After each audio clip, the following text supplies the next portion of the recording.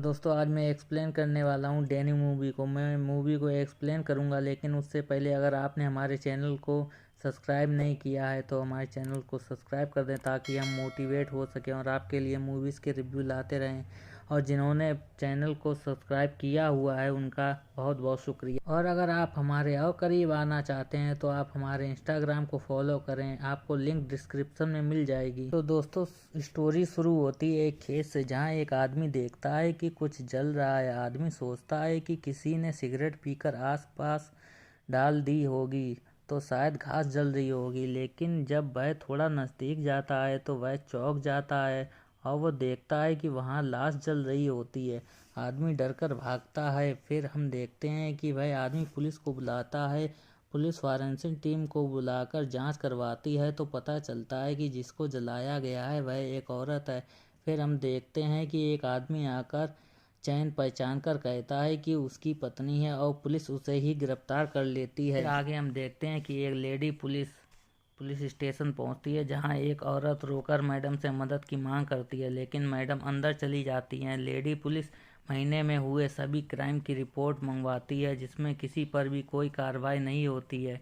Lady police एक case और देखती है जिसमें पुलिस ने कार्रवाई की होती है। लेडी पुलिस उस केस के बारे में पूछती है तो पुलिस वाला बताता है कि 2 दिन पहले ही एक औरत की जली हुई लाश मिली थी, जिसमें उसके पति को ही गिरफ्तार किया था। लेडी पुलिस पूछती है कि क्यों, तो पुलिस वाला बताता है कि गांव वालों ने बताया है कि वह बहुत दारू पीता था और उसने अपनी पत्नी को किसी और के साथ देखा था, इसीलिए उसे पकड़ा। लेकिन लेडी पुलिस को लगता है कि उसके पति ने मर्डर नहीं किया है। तभी लेडी पुलिस मर्डर स्पॉट पर जाती है, जहां लेडी पुलिस को कुछ एविडेंस मिलते हैं। फिर लेडी पुलिस दूसरे पुलिस वाले से डैनी के बारे में पूछती है तो पुलिस वाला बताता है कि कल आ जाएगा। आगे हम देखते हैं कि चिंतामणि और डैनी खड़े होते हैं। तभी वहां से एक कार गुजरती है तो डैनी अचानक उस कार के पीछे दौड़ता है और डैनी को भागता देख चिंतामणि भी भागता है। फिर हम देखते हैं कि गाड़ी अचानक रुक जाती है, जिसमें एक लड़का बैठा होता है। तभी चिंतामणि भागते भागते वहां पहुंचते हैं, लेकिन अचानक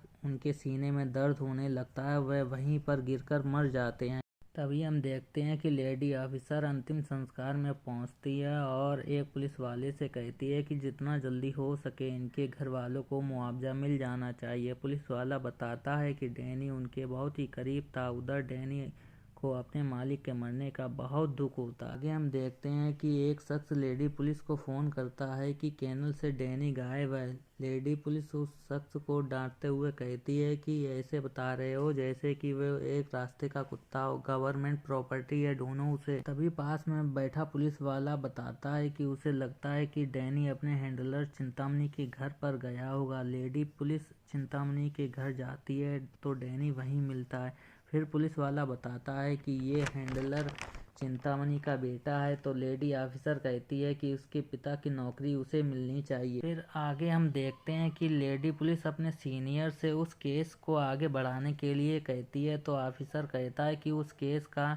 मुजरिम तो मिल चुका है। तो लेडी ऑफिसर बताती है कि उसे नए एविडेंस मिले हैं और वह इस केस की जांच करना चाहती है, तो ऑफिसर मान जाता है और साथ ही डैनी को उस केस में इन्वॉल्व करने की परमिशन मांगती है। तो ऑफिसर कहता है कि डैनी अपने हैंडलर चिंतामणि के काफ़ी करीब था, जिसकी मौत के बाद वह काफ़ी अब नॉर्मल हो गया है। तो लेडी पुलिस कहती है कि उनके बेटे को हैंडलर बना दिया जाए तो डैनी नॉर्मल हो जाएगा। ऑफिसर मान जाता है। आगे हम देखते हैं कि लेडी ऑफिसर चिंतामणि के बेटे को बुलाकर ज्वाइनिंग लेटर देती है, साथ ही डैनी को जल्द नॉर्मल करने को कहती है। इन्वेस्टिगेशन शुरू हो जाता है तो पुलिस को एक सिरिंज और गाड़ी के टायर के निशान मिलते हैं। लेडी अफसर गांव के लोगों से पूछताछ शुरू कर देती है, लेकिन कुछ पता नहीं चलता। आगे हम देखते हैं कि लेडी पुलिस मीडिया को बताती है कि उस औरत का मर्डर उसके पति ने नहीं किया है।